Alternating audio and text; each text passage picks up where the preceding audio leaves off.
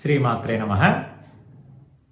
జ్యోతిష్శాస్త్రంలో చంద్రగ్రహమునకు సంబంధించినటువంటి కొన్ని విశేషాంశాలు చూద్దాం. సాధారణంగా చంద్రుడు ప్రతిరోజు ఒక నక్షత్రంలో ఉంటాడు. నక్షత్రము అనగా 4 పాదములు కలిగినటువంటిది. అంచేతే సూర్యోదయ కాలం నుండి తిరిగి మర్నాడు సూర్యోదయ కాలం వరకు కూడా 4 జాముల కింద మనం రోజుని విభజించుకుంటే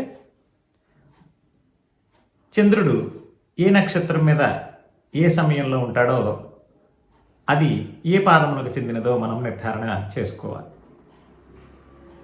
చంద్రుడు ఉదాహరణకు ఏ మృగశిర నక్షత్రంలోనో ఉన్నాడనుకోండి. ఉదాహరణకి నక్షత్రం ఈరోజు ఉదయం 10 గంటలకు ప్రారంభమైతే మరుసటి రోజు అది కాలానుగుణంగా ఉదయం 8 గంటలకో 9 గంటలకు మధ్యకాలంలోనో తన సమయాన్ని 4 భాగములు చేసుకుంటుంది. కాబట్టి ప్రారంభమైనప్పటి నుంచి 6 గంటల సమయం మనం ఒక పాదముగా చూస్తాం. రోజుకి 24 గంటలు కాబట్టి 4 ఆర్లు 24. ప్రతి 6 గంటలకు ఒక్కొక్క పాదం చొప్పున మనకి చంద్రుడు ఆ నక్షత్రంలో ఉంటాడు. కాబట్టి మనము ఇక్కడ మన ప్రాంతంలో దక్షిణాదిలోని ఆంధ్రదేశంలో చాంద్రమానాన్ని మనము పాటిస్తాం. అంటే చంద్రుడు ఏ రాశిలో ఉన్నాడో రాశిలో ఉన్నటువంటి 3 నక్షత్రాల్లోనూ చంద్రుడు ఏ నక్షత్రంలో ఉన్నాడో చూసుకుని మనము మన రాశిని చెప్పుకుంటాం. అంటే ఆ రోజుకి చంద్రుడు ఏ రాశిలో ఉంటే అదే మన రాశి. కానీ నక్షత్రానికి వచ్చేటప్పటికి వృషభ రాశిలో మనకు కృత్తిక 3 పాదములు, రోహిణి 4 పాదములు, మృగశిర 2 పాదములు. ఏ రాశి అయినా 9 పాదములుగా మనము చెప్పుకుంటాం. కానీ ప్రతి రాశిలోనూ కూడా 3 నక్షత్రాలు 9 పాదాల్లోనే ఉంటాయి. మిగిలినవి ఏమైనా పాదములు ఉంటే ప్రక్క రాశికి వెళ్ళిపోతాయి. ఉదాహరణకి రోహిణి నక్షత్రం అనుకోండి. ఈవేళ చంద్రుడు వృషభ రాశిలో ఉంటాడు. చంద్రుడికి వృషభ రాశి ఉచ్చస్థానం. కాబట్టి వృషభ రాశిలో చంద్రుడు ఉన్నటువంటి సమయంలో జన్మించినటువంటి వాళ్ళు ఎవరైనా సరే ఇప్పుడు వృషభ రాశిగా చెప్పుకుంటాం. అయితే రాశిరీత్యా మనము చూసేటటువంటి ఫలితము ఒక విధముగాను, అలాగే జన్మించినటువంటి సమయమునకు లగ్న ప్రమాణము ఏ లగ్నములో జాతకుడు పుట్టాడో ఆ లగ్నము నుండి మనము ఆ ప్రభావాన్ని జాతక ఫలితాలని రాసుకోవడం అనేది జరుగుతుంది. సరే, అక్కడ వరకు బాగానే ఉంది. ఇక చంద్రుడి యొక్క లక్షణములు, చంద్రుడి యొక్క తీరుతెన్నుల్ని ఒకసారి మనము చూద్దాం. చంద్రుడు సోమవారమునకు బలవంతుడు, అలాగే పౌర్ణమి తిథికి బలవంతుడు. రోహిణి నక్షత్రమునకు బలవంతుడు, హస్త నక్షత్రమునకు బలవంతుడు, అలాగే శ్రవణ నక్షత్రమునకు బలవంతుడు. అంటే ఈ 3 నక్షత్రాలకు చంద్రుడు ఆధిపత్యం. రోహిణి, హస్త, అలాగే శ్రవణ నక్షత్రములకు చంద్రుడు ఇచ్చేటటువంటి సమాజం మీద లేదా ప్రకృతి మీద ఏ ఏ రకములైనటువంటి ప్రభావాలు చూపుతాడు. చంద్రుడు జలతత్వమునకు కారకుడు, అంటే నీటికి ఆధారభూతమైనటువంటి వాడు. మేఘము కురిసిన తరువాత ఆధారభూతమైనటువంటి వాడు. మేఘము ఏర్పడటమునకు, మేఘములో మెరుపులు ఏర్పడటమునకు, మేఘము ద్రవించి కురియుటకు గ్రహాలు కారణాలు అవుతున్నాయి. చాలా చిత్రమైనటువంటి విషయం. మేఘము శని, మేఘములో మెరుపులు ఏర్పడటమునకు కుజుడు, మేఘము గాలి చేత గాలి తగిలి కురియడానికి చంద్రుడు కారకుడు. అంచేత వర్షము కురియడాన్ని మనము చంద్ర లక్షణంగా చెప్పుకోవాలి. అందుచేతే జలవాసములు, జలము నుండి పుట్టినటువంటి వస్తు విశేషములు ఇవన్నీ చంద్రుడి బలము చేత ఏర్పడుతున్నాయి. చంద్రుడు ఎప్పుడైతే జలమునకు కారకుడయ్యాడో ప్రకృతిలోని సంపదల ఏర్పాటుకు చంద్రుడు కారణమవుతున్నాడు. అందుకే భూకారకుడు చంద్రుడు అన్నాడు. లగ్నాత్తు చతుర్థము కర్కాటకం జలతత్వ రాశి, చంద్రుడి అధిపతి.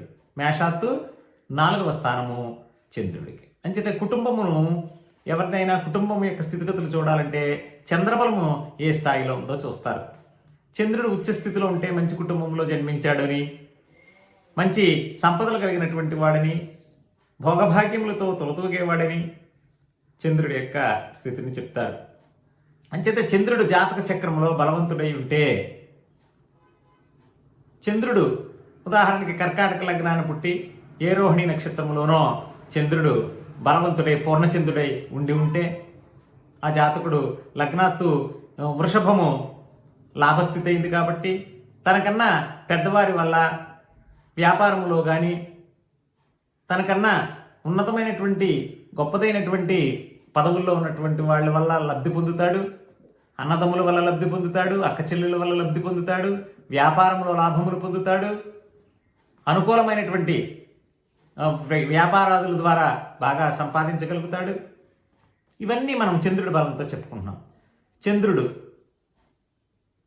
ప్రకృతిపరమైనటువంటి సంపదలు, పళ్ళు, చెట్ల నుండి వచ్చేటటువంటి సంపద, ఆహార ధాన్యములు, చంద్రుడు చిన్ని చిన్ని నర్సరీల్లో పూసేటటువంటి పుష్పములు, ఫలపుష్పాదులన్నింటికీ కూడా, ఉద్యానవనములకు, ఆ సౌందర్యమైనటువంటి అలంకరణలకు చంద్రుడే కారకుడు.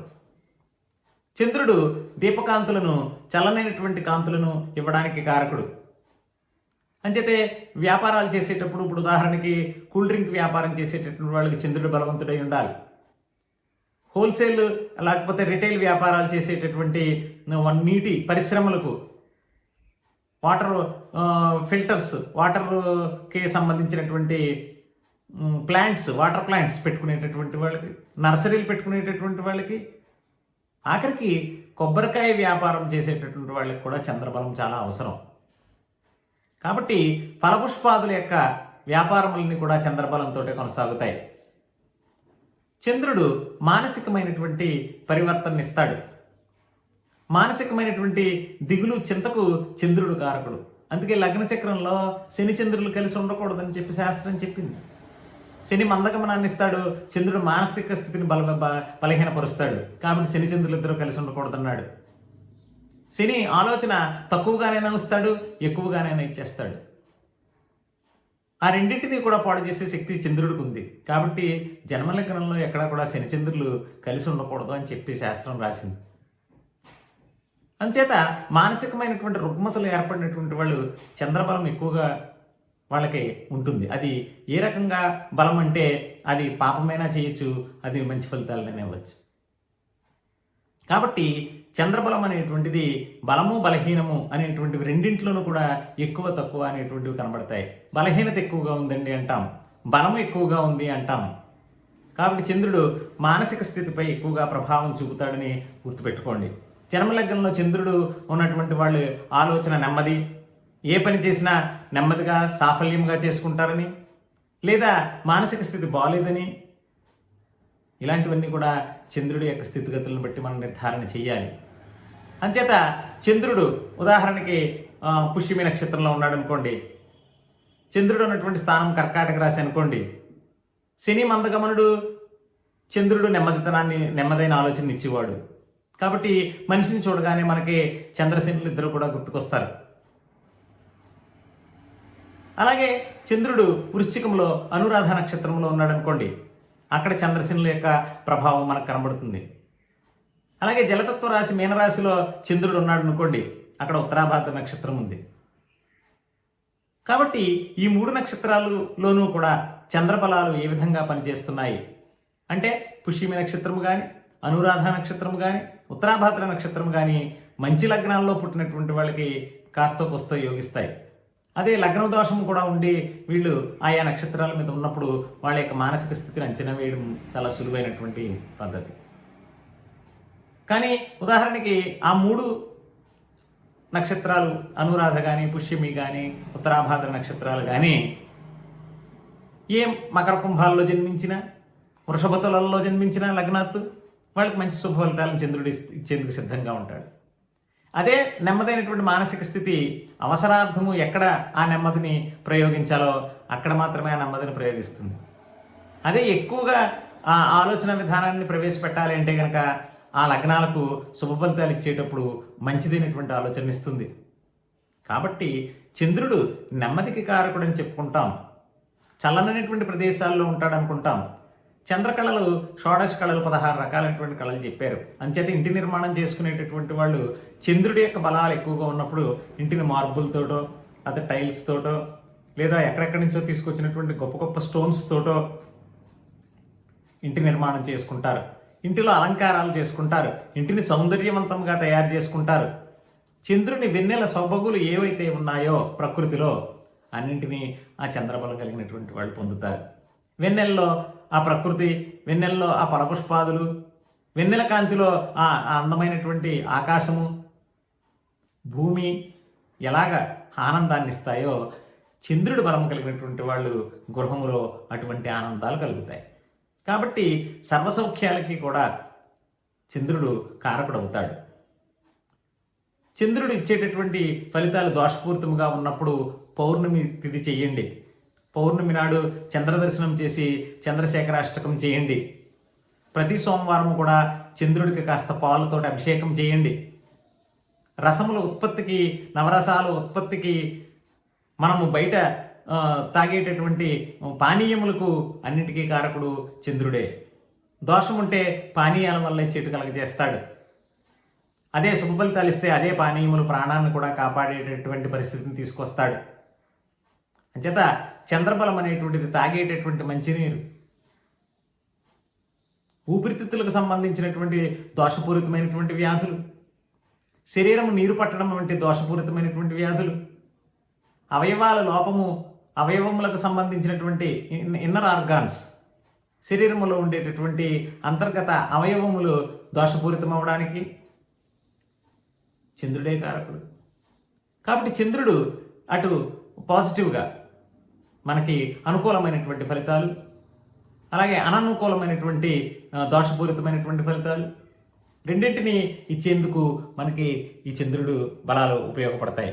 అంచేతే దేవతల్ని లేకపోతే నవగ్రహాలని ఆరాధించడం అనేటువంటిది మన వాళ్ళు మన వేద ప్రమాణం ప్రకారంగా చేస్తూ ఉంటారు. ఏ గ్రహమైనా ఏ రకంగానైనా దోషాన్ని ఇవ్వచ్చు, లేదా అది శుభ ఫలితాలను ఇవ్వచ్చు. ఆయా గ్రహ అంతర్దశలు వచ్చినప్పుడు, ఆయా గ్రహ దశలు వచ్చినప్పుడు ఖచ్చితంగా మనకి ఇలాంటి లక్షణములన్నీ కనబడుతూ ఉంటాయి. కాబట్టి జాతకమును నిర్దేశించేటప్పుడు పండితుల నుండి మనం గ్రహించవలసినటువంటి అంశములు మనకు కలిగేటటువంటి, ఎక్కువ నేటి కాలంలో ప్రతివారు అడిగేటటువంటి ప్రశ్నలు, మనకు ఎక్కువగా సమస్యలు జాతక ప్రకారంగా మనకున్న దోషములు, వాటి పరిహారములు అడుగుతున్నారు. కాబట్టి చంద్రదోషం ఉన్నటువంటి వాళ్ళు సోమవారం నియమములు పాటించండి, పౌర్ణమి తిథిని పాటించండి. పౌర్ణమి తిథి నాడు వచ్చేటటువంటి నక్షత్రాలు హస్త నక్షత్రము కానీ, రోహిణి నక్షత్రము కానీ, శ్రవణ నక్షత్రము కానీ వచ్చినప్పుడు ఇంటి పట్టునే ఉండండి. పౌర్ణమి నాడు ప్రయాణములు చేయకండి. చంద్రదోషము ఆ రకమైనటువంటి ఫలితాలు మనకు అందజేస్తుంది. మానసికమైనటువంటి రుగ్మతలు ఉన్నటువంటి వాళ్ళు చంద్రారాధన చెయ్యండి. చంద్రుడును ఉత్తేజపరిచేటటువంటి పనులు చేయండి. కళాత్మకమైనటువంటి వ్యక్తులు, కళాకారులు ఉంటారు, వాళ్ళని కాస్త వాళ్ళకి సత్కార్యాలు చేయండి. వాళ్ళకి ఒకరోజు భోజనం పెట్టండి. ఎందుకంటే షోడశ కళల్లోనూ 16 రకాలైనటువంటి అలంకరణాది కార్యకలాపాలలో చంద్రుడి యొక్క బలం అధికముగా ఉంటుంది. వేదికలు అలంకారం చేసుకున్నటువంటి వ్యక్తులు, నటించేటటువంటి నటులు, ఇలాంటి వాళ్ళందరి మీద కూడా చంద్రుడి యొక్క ప్రభావం ఉంటుంది. దోషమైతే వాడిని ఉన్నతమైనటువంటి స్థితికి తీసుకెళ్తానని చెప్పి మోసం చేసి వెనక్కి తీసుకొచ్చేస్తాడు. అదే యోగకారకుడైతే నెమ్మదిగానైనా సరే ఇచ్చి ఉన్నతమైనటువంటి స్థితికి తీసుకెళ్తాడు. చంద్రుడు ఇచ్చేటటువంటి ఫలితాలు ఇవి. కళారంగాలకు చెందినటువంటి వాళ్ళలో ఎక్కువగా మనకి దోషాలు కనబడుతూ ఉంటాయి. కళారంగంలో నేను ఉన్నతమైన స్థితికి చేరుకోలేకపోతున్నానని బాధపడేటటువంటి వాళ్ళలో ఎక్కువగా ఈ దోషాలు కనబడుతూ ఉంటాయి. కాబట్టి చంద్రుడి యొక్క దోషాలను నివృత్తి చేసుకోవడం అనేటువంటిది చాలా అవసరం. చంద్రుడు దోషము కదా అని చెప్పి ముత్యము ఆభరణాన్ని ధరించకండి. చంద్రుడు యోగకారకుడైతే ముత్యము సత్ఫలితాలు ఇస్తుంది. ఏ గ్రహమునకైనా సరే, ఏ గ్రహమైనా, ఏ జాతకుడికైనా దోషాన్ని ఇస్తుంది అని తెలిసినప్పుడు ఆ రకమైనటువంటి స్టోన్స్, రాళ్ళను పెట్టుకోకండి. శత్రువు పక్కన ఉంటే ఎప్పుడైనా పొడుస్తాడు. మిత్రుడిని పక్కన పెట్టుకుంటే హాని చెయ్యకపోయినా మనకి మేలు మాత్రం ఖచ్చితంగా చేస్తాడు. ఒకవేళ అదే మిత్రుడు మేలు చేయకపోయినా హానిని మాత్రం చేయడు, గుర్తుపెట్టుకోండి. కాబట్టి మనకి శుభ ఫలితాలను ఇచ్చేటటువంటి గ్రహాలు ఏమిటో ముందు జాతక చక్రం ద్వారా నిర్ధారణ చేసుకోండి. తద్వారా మీరు ఆ రకమైనటువంటి స్టోన్స్ని, ఆ రత్నములను ధరించండి. శ్రీమాత్రే నమః. శుభం భూయాత్.